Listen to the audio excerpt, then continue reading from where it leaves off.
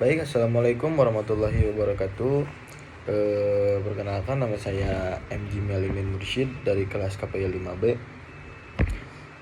Di sini saya akan memenuhi salah satu tugas UAS, yaitu dengan membuat video yang dimana menjawab pertanyaan-pertanyaan yang telah diberikan oleh ibu dosen. Yang pertama ada sebutkan dan jelaskan kompetensi yang harus dimiliki oleh seorang dai agar tercapai. Ada beberapa hal yang perlu diketahui oleh seorang dai dan harus dimiliki oleh seorang dai yang memiliki kompetensi, yaitu sebagai berikut. Yang pertama, bahwasanya dai itu harus menguasai ilmu agama, yang dimana dai mengajarkan ajaran Islam secara mendalam, termasuk termasuk menggunakan Al-Quran, hadis, fikih dan tafsir dan lain sebagainya.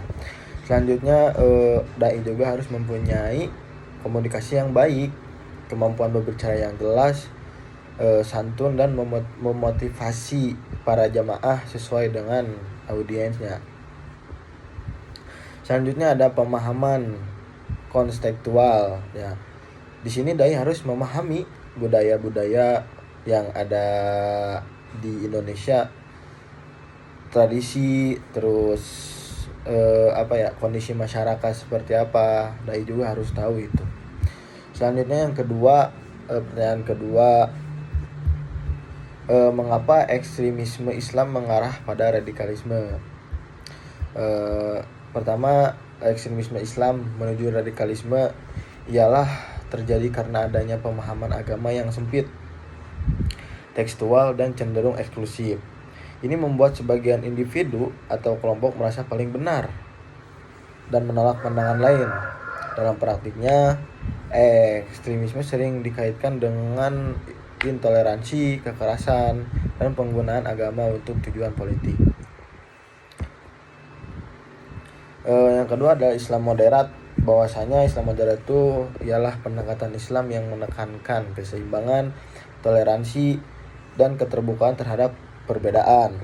Pemahaman ini menolak ekstremisme dan mendukung dialog antar agama, menghargai hak asasi manusia, serta memprioritaskan kemaslahatan bersama. Yang ketiga, pertanyaan ketiga, yaitu jelaskan pandangan yang tepat tentang isu tarif jasa dakwah. Hal ini mungkin cukup sensitif di kalangan masyarakat dalam membahas dai, yaitu dan tarif jasa dakwahnya. Jadi dalam Islam, dakwah itu adalah kewajiban, tetapi tidak menutup kemungkinan seorang dai mendapatkan imbalan. Nah, perlu kita ketahui, ada beberapa hal yang perlu dipahami tentang tarif ini. Yang pertama ialah tarif sebagai hal wajar. Jika tarif diberikan sebagai bentuk penghargaan atau untuk mendukung keberlanjutan dakwah, hal ini tidak bertentangan dengan syariat. Intinya sebenarnya emang dai itu menarif, cuman ya tergantung juga gitu, tergantung melihat situasi kondisinya juga.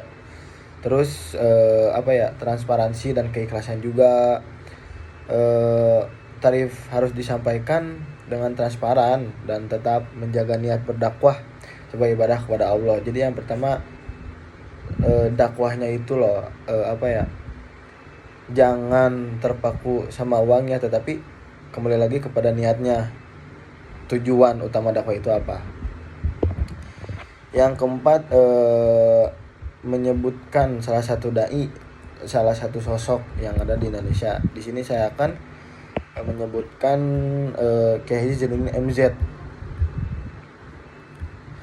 Nah, nomor 4, bagaimana etika humor dalam dakwah. Jadi ketika kita menggunakan humor dalam berdakwah tidak apa-apa, tetapi humor juga ada batasan-batasannya. Seperti yang kita ketahui, kita boleh humor tetapi kita tidak boleh berlebihan. Di antaranya tidak menyinggung, terus relevan dengan pesan dakwah, menghindari kebohongan, dan menjaga kesopanan. Yang terakhir nomor 5, pertanyaan kelima yaitu menyebutkan sosok dai, bagaimana dia dalam berdakwahnya, terus apa saja deskripsikan dan lain sebagainya. Nah, di sini saya akan mengemukakan seorang dai yang cukup terkenal, cuman beliau sudah meninggal, Allahumma fir lahum. Sosok yang begitu hebat lah dalam berdakwah, yaitu Kiai Haji Zainuddin MZ. Kiai Haji Zainuddin MZ ini dikenal sebagai dai sejuta umat karena kemampuan beliau ini menyampaikan dakwahnya dengan gaya yang komunikatif, humorisnya ada, dan mudah dipahami oleh berbagai kalangan.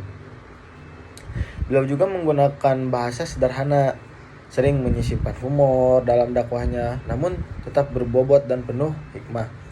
Gaya beliau sangat inklusif sehingga pesan dakwahnya dapat diterima oleh semua golongan. Selanjutnya, kontribusi dalam membangun etika dakwah.